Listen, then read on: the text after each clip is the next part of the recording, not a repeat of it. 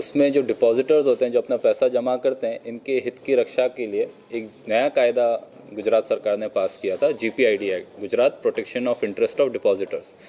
तो इसका उद्देश्य ये है कि जो हमारे डिपॉजिटर्स होते हैं, जो इन्वेस्ट करते हैं अपना पैसा मंडली में या किसी दूसरी नाणकीय संस्था में, उनका जो पैसा है कोई गलत तरीके से इन्वेस्ट ना करे, और कोई करे तो उसको सख्त से सख्त सजा हो।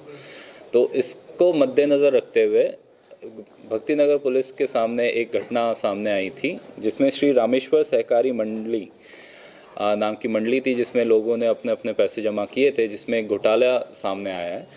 इसमें सर्वप्रथम तो जो सबसे पहली बात है ध्यान देने वाली, कि उन्होंने अपने ऑडिट 2019 के ऑडिट में 1200 के आसपास लोग दिखाए थे कि उनके मंडली में जो इन्वेस्ट कर रहे हैं, लेकिन जब हमारे सामने जो विगत आई है तो वो 3000 से 4000 के बीच में है टोटल। अभी ये जैसे जैसे केस की सूचना लोगों में बाहर आएगी, उस तरीके से और भी अर्जदार और फरियादी हमारे सामने आएंगे।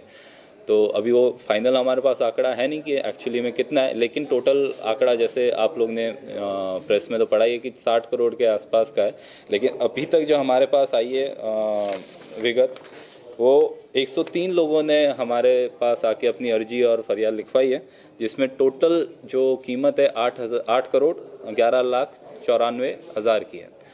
तो ये काफ़ी मोटी रकम है और मुझे भरोसा है कि शायद बढ़ेगी भी ये चीज़। इसमें टोटल 3 आरोपी हमने फरियाद में रखे हैं, जिसमें से एक आरोपी है जो वाइस चेयरमैन की कैपेसिटी में थे, गोपाल भाई लक्ष्मण भाई रयानी, और मैनेजर थे विपुल भाई रति भाई वसोया। ये दोनों हमारे अटक हो गए हैं। और जो इसमें जो चेयरमैन थे, जो पूरा जो पैसा था जिसको इन्वेस्ट कर रहे थे, वो संजय भाई हंसराज भाई दुधात्रा हैं। जो वाइस चेयरमैन और मैनेजर थे, ये उनका मेन काम था कि जो पैसा है वो लोगों के पास से लाएं, उनको अपने स्कीम के बारे में बताएं और उसकी एक तरीके से जो इन्वेस्टर्स थे उनको अट्रैक्ट करते थे।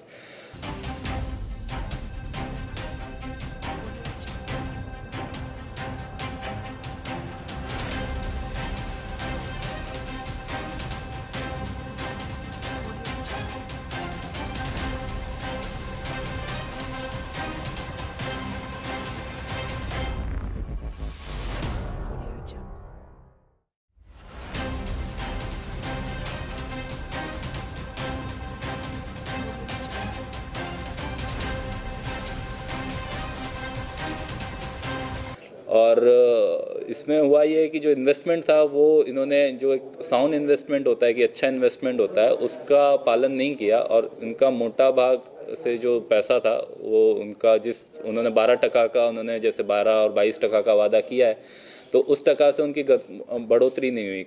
और जब अपने लॉकडाउन के बाद जब लोगों ने उनसे अपना पैसा वापस मांगा तो वो लौटाने में असक्षम रहे। और इसमें हमारी एक टीम ऑलरेडी रवाना हो गई है, जो चेयरमैन है संजय भाई हंसराज भाई दुधात्रा को अरेस्ट करने के लिए। तो मुझे पूरा भरोसा है कि शाम तक वो भी अरेस्ट हो ही जाएंगे।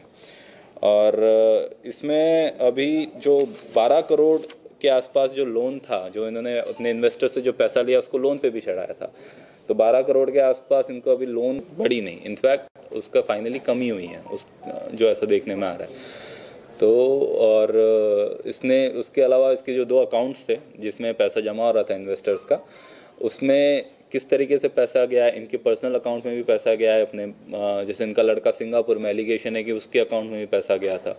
ये एलिगेशन है, इन्होंने क्रिप्टो करेंसी में भी इन्वेस्ट किया है, लेकिन ये सब अभी एलिगेशन ही है, इसकी कोई पुख्ता हमारे पास कोई सबूत नहीं है और कुछ ऐसा है। सर वो मार्केटिंग कैसे करते थे? वो मार्केटिंग कोई लोग, उनके एजेंट्स थे उनके, जो ये सब आते थे, उनकी भी रिस्पॉन्सिबिलिटी हमको इसमें नक्की करनी पड़ेगी कि उनका क्या रोल था। वो अपने जो एजेंट्स हैं वो अपने क्लाइंट को लेके आ रहे हैं, तो उनके हित के बारे में उन्होंने सोचा या नहीं सोचा, ये सब चीज़ें भी हमको देखनी पड़ेगी। 2 बातें, उसके जो कस्टमर है वो बोल रहे हैं कि कालावड़ की कोई जमीन देने के लिए दबाव किया जा रहा था, इसकी कीमत 25 पैसा है और 1 रुपए में वो बेच रहे थे। ऐसे रेशियो में वो जमीन देने के लिए दबाव कर रहे थे, कोई संजय नाम का कोई शख्स था जी। हाँ सर, तो ये आपकी बात हमारे भी ध्यान में आई है, लेकिन उसमें अभी ज़मीन की एक्चुअल कीमत क्या है, उसने कितना लोगों को ऑफर किया, और एक्चुअल में उसने कितना इन्वेस्ट किया, ये सारे फैक्ट्स हैं ना, ये थोड़ा कॉम्प्लिकेटेड मैटर है इन्वेस्टमेंट का। और आप देखेंगे तो 2009 से चल रही है मंडली, तो ये जो पैसा होता है वो कम इंटरेस्ट पे दे रहा था, वो सारा इंटरेस्ट लोगों को जब तक अच्छी इन्वेस्टमेंट रिटर्न मिल रहे थे तो कंपाउंड होते होते उनका अच्छी खासी अमाउंट भी हो गया है जी। इसमें जैसे कि जो फर्स्ट 3 महीने पहले आई थी ये बात, उस टाइम पे वो पैसा दे भी रहा था, पैसा लौटा भी रहा था, तो हमारे पास ये भी आ रहा था कि ये पैसा लौटा रहा है, और कुछ लोगों को इसने पैसे भी लौटाए हैं। तो हम लोग उसके जो इंटेंशंस थे वो चेक करने में टाइम लगता है, जैसा कि मैंने बताया काफ़ी कॉम्प्लिकेटेड मैटर है 2009 से। तो जब हमको भरोसा हो गया कि हाँ इसने कैश में भी पैसा ले रहा था, और जब उसने जो कैश में जो पैसा ले रहा था वो इन्वेस्टर्स ये कागज़ पे नहीं दिखा रहा था ऑडिट में, तब हमने केस रजिस्टर किया है। उसका एजेंट होते हैं, वो लोगों को बड़ी जो बड़ा ब्याज है वो देने की स्कीम दे रहे थे, तो उसके बदले वो कुछ क्या दे रहा था, वो काफी कुछ दे रहा था जो दे रहा था, जो भी इन्वेस्टमेंट में उसने कागज़ पे लिख के दिया कि आपको, जैसे जो डेली डिपॉजिटर्स हैं या फिक्स डिपॉजिटर्स हैं, वन टाइम इन्वेस्टर्स हैं, उनको वन टाइम इन्वेस्टर को अलग टकावारी से दे रहा था, डेली इन्वेस्टर्स को अलग टकावारी से दे रहा था। तो अलग अलग स्कीम में अलग अलग लोगों ने इसमें इन्वेस्ट किया है। और किसी लोगों की भूमिका इसमें होगी सर, ये 3 लोगों के अलावा हो सकती है, और जैसे जब पास में आएगा तो बिल्कुल उसको भी अटक किया जाएगा। रकम बरामद हुई है उसके पास से, और ऐसी कोई आशा है? नहीं, अभी तक कुछ हुआ नहीं है इसमें। उसके बैंक अकाउंट हमारे पास हैं, बैंक अकाउंट हम फ्रीज करा देंगे जैसे हमारे पास इसमें डिटेल्स आती है, और बैंक अकाउंट के स्टेटमेंट के आधार पर हम पूरा पैसा भी ट्रैक करेंगे कि किस किस के पास ये पैसा गया है।